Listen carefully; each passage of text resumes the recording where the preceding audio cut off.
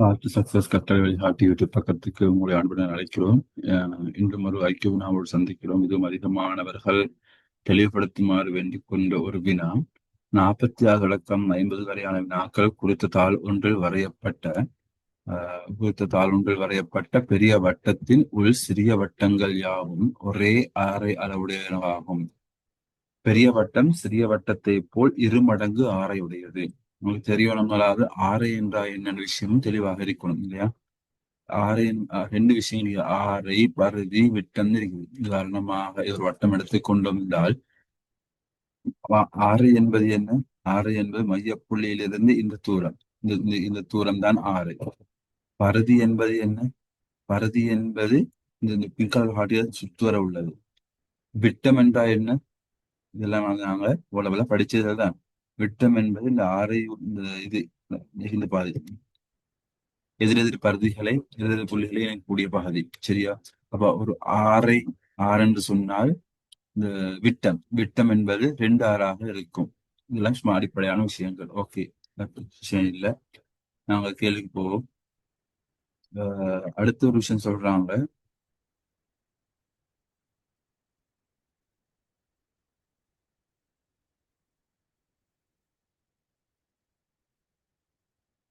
பெரிய வட்டத்தின் ஆரையின் இருமடங்காகும். பெரிய வட்டத்தை ஆறை சிறிய வட்டத்தின் ஆறை ஆறுன்னு எடுத்தா பெரிய வட்டத்தின் ஆறை 2 ஆறுன்னு எடுக்கணும். கீழே தரப்பட்ட ஒரு கோலத்தை நன்கு அவதானித்து கீழ்வரும் வினாக்களுக்குரிய சரியான விடைகளை தெரிவு செய்து வினாவில் எதிரே உள்ள புள்ளிக்கோட்டின் மீது எழுதுக. சரி, முதலாவது கேள்வி. தரப்பட்ட உருவில் உள்ள உருக்கோளத்தில் அடுத்தடுத்து விளிம்புகளில் ஒரே வர்ணம் வராதவாறு நிறம் தீட்ட தேவை இருப்பின் ஆக குறைந்தது எத்தனை தேவை? சரி, இப்ப சொல்றாங்க அடுத்தடுத்த இல்ல, அதாவது அடுத்தடுத்த விளிம்புல ஒரே கலர் கூடாது. உதாரணத்துக்கு உதாரணத்துக்கு நான் உங்களுக்கு சொல்றேன். இந்த இடத்துக்கு நீலம் கொடுத்து வச்சுக்கோங்களேன். இதுக்கு ப்ளூ கலர் கொடுக்குறீங்க. இதுக்கு ப்ளூ கலர் கொடுத்தா இதுக்கு ப்ளூ வரையலாது, இதுல ப்ளூ வரவும் இல்லாது இதுல. சரி, இப்ப சப்போஸ் நீங்க இதுல வேற கலர் கொடுத்து வச்சுக்கொள்ள இடத்துல உதாரணத்துக்கு சொல்றேன். இடத்துல உங்களுக்கு பச்சை கொடுத்துட்டீங்க, இவற்றில பச்சை கொடுக்குறீங்க. இவற்றில பச்சை கொடுத்தா இவ்விடத்துல பச்சை போடலாம், இவற்றிலையும் பச்சை போடலாம். காரணம் இது விளிம்பு அல்ல. இதுக்கும் விளிம்பு தொடர்பு அல்ல. என்ன சொல்லியிருக்கிறாங்க? உருவிலே அடுத்தடுத்த விளிம்புகள். அடுத்தடுத்த விளிம்பு இல்லை, அடுத்தடுத்த விளிம்புன்னு சொன்னா இப்ப இந்த பி எடுத்து போனோம்னா இது ஒரு விளிம்பு இல்லையா? இது விளிம்பு. அப்ப இதுல எங்களுக்கு நீளம் போடலாது, வேற கலர் தான் போடணும். சரியோ? இவ்விடத்துல இது விளிம்பு.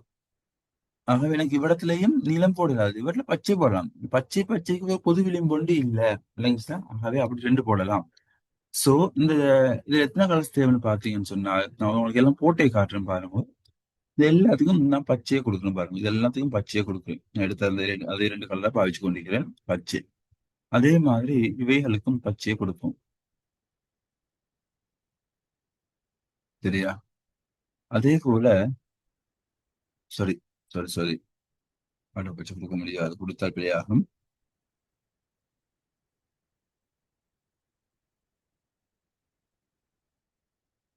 பச்சை பச்சை பச்சை. ஓகே, நான் வெஸ்ட் எப்படி கொடுத்தோமோ அதே மாதிரி கொடுத்து கொண்டு போறேன். ஓகே, அடுத்தது உள்ளுக்குள்ளதுக்கும் பச்சை கொடுப்போம். இந்த உள்ளுக்குள்ள விளிம்போல் சம்பந்தப்படாம வர்றது பச்சை கொடுத்து கொண்டு வரும். சரியா? சரி, இப்ப நான் எஞ்சியதுக்கு நீளம் கொடுத்து பார்ப்போம். ஒரே வெட்டாம இருக்கிறாங்க. இதுக்கு நீளம் எந்த பிரச்சனையும் வரல. இதுவும் நீளம் பிரச்சனை வரல. இதுவும் நீளம் பிரச்சனை வரல. நீளம் பிரச்சனை வரல. பிரச்சனை வரல. எங்கேயும் நீளம் கொடுப்போம். அப்ப அடுத்த விளிம்புகள் ஒரே நீளம் வரல. அடுத்த விளிம்புகள் ஒரே நீளம் வரல. அடுத்த விளிம்போல் ஒரே நிலம் வரல. ஒரே நிலம் வரல. ஒரே நிலம் வரல. ஒரே நிலம் வரல. சோ உங்களுக்கு பார்த்தா இந்த 2 கலர்ஸ் எடுத்துக்கொண்டால் உங்களுக்கு சொல்லலாம். 2 நிறத்தை கொண்டு அடுத்தடுத்த விளிம்புகள்ல ஒரே நிறம் வராம செய்யலாம் என்று சொல்லி. ஆகவே விடை முதலாவது விடை கவனமாக இருக்கணும். முதலாவது விடை 2 என்பது. சரி, இதுல நீங்க இவ்வளவு எல்லாம் செய்ய வேண்டிய அவசியம் இல்லை. இந்த வினா கேட்கப்படுகின்ற போது என்ன செய்யலாம்னு சொன்னால், இந்த கேள்வியில இது ஒரு ஒரு ஒரு ஒரு சில பகுதிகளை மட்டும் ஃபில் பண்ணிட்டு, இப்ப நான் இந்த பிஐஜிஐ மட்டும் ஃபில் பண்ணேன் தானே, அது மாதிரி அது மட்டும் ஃபில் பண்ணிட்டு உங்களுக்கு கொண்டு போகலாம். கேள்வியை கொண்டு போகலாம். சோ நீங்க முழுமையாக எல்லாத்துக்கும் கலர் கொடுத்து பார்க்க வேண்டிய அவசியம் இல்லை. நீங்க என்ன செய்யறது? எக்ஸாம் என்ன செய்வீங்க? எக்ஸாம்பிள் செய்வீங்க. இதுக்கு நீங்க நீளம் சாரி இதுக்கு நீளம் போட்டீங்கல்ல, நீளம் போட்டீங்க. இப்ப இதுல நீளம் வராது, இதுலயும் நீளம் வராது. அடுத்த நீளம் இங்க தான் போடணும். அடுத்த நீளம் இதுல எனக்கு போடலாம். குறைந்தபட்சம் தான் கேட்டுக்கிறாங்க. சரியோ? சாரி. எஸ். நிமிஷம். ஓகே. எப்படி பார்ப்போம்? எனக்கு இதுக்கு நீளம் போடலாம், இதுக்கு நீளம் இதுக்கு போடலாம், இதுல போடலாது. ஆக இதை போடுறேன், மாத்தி மாத்தி போடுறேன். சரியா? மாத்தி மாத்தி போடுறேன். போட்டுட்டு நான் என்ன செய்றேன், அடுத்து இன்னொரு கார்டு எடுத்து பார்க்குறேன். ஃபுல்லா போடாம ஒரு சில இதுல மட்டும் போட்டு பார்க்குறேன். இதுக்கு நான் பச்சை எடுத்துக்கொண்டு எனக்கு இங்கேயும் பச்சை போடலாம், ஒரே விளிம்பால. இதுலயும் பச்சை போடலாம், இதுலயும் பச்சை போடலாம், இதுலயும் பச்சை போடலாம். ஆகவே எனக்கு விளங்குது. இப்ப இந்த ரெண்டு காசை வச்சுக்கொண்டு போகலாம் என்று இந்த அடிப்படையில முதலாம் கேள்விக்கு விடை காணலாம். அடுத்தது அடுத்தது நாங்க என்ன செய்வோம், ரெண்டாவது கேள்விக்கு வருவோம். ரெண்டாவது கேள்வி இலகுவான கேள்வி.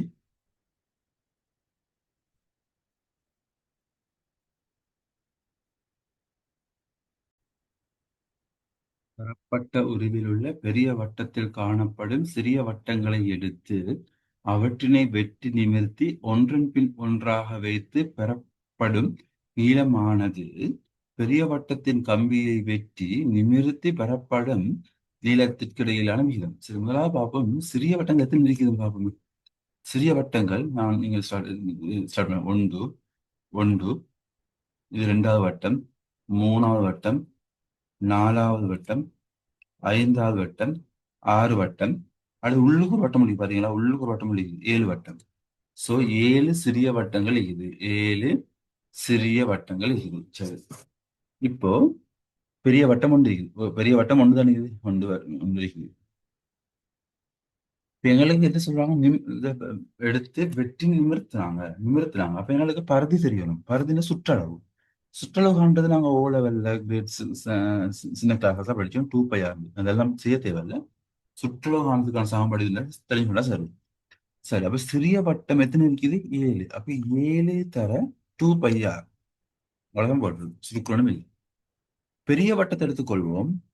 பெரிய வட்டத்தை எடுத்துக்கொண்டோம்னு சொன்னால் அது ஒரு வட்டம் தான் இருக்குது. 2π ஆறை எப்படி இருக்கும், சிறிய வட்டத்தின் 2 மடங்குன்னு சொல்லியிருந்தாங்க. சிறிய வட்டம் ஆறுனா பெரிய வட்டம் 2r. அப்படிதான் உங்களுக்கு எழுதலாம், 4πrன்னு எழுதலாம். சரியா? அப்ப இது இது வந்து இதுல 14πr இல்லையா? அப்ப 14க்கு விகிதம் வந்து சின்னதுக்கு பட்சம் கேட்டீங்க. 14πrக்கு 4πr. இந்த பையாரையும் வெட்டிட்டால் 14க்கு 4, அதை ரெண்டாவது சுருக்குவோம். 7க்கு 2, 7க்கு 2. ஆகவே முதலாவது விட. ஓகே, அடுத்த கேள்விக்கு போவோம். அடுத்த கேள்வி.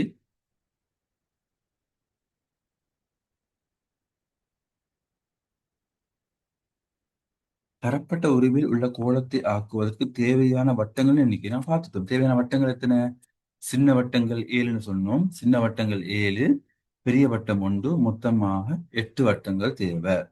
அப்ப நான்காவது விட இல்லையா? சின்னது 7 தானே, நான் பார்த்தோம் தானே. 1 2 3 4 5 6 உள்ளுக்குண்டு 7, பெரிய வட்டம் 8 மொத்தம். என்ன சிறுசு பெருசு சொல்லலாம். தரப்பட்ட ஒரு பெரிய வட்டத்தின் உள்ளே காணப்படும் சிறிய வட்டம் ஒன்றின் பரிதியை போல் பெரிய வட்டத்தின் பரிதி எத்தனை மடங்குன்னு கேட்கிறாங்க. சிறிய வட்டத்தின் பரிதின்னு கேட்கிறாங்க. பரிதின்னு சொன்னா 2πr.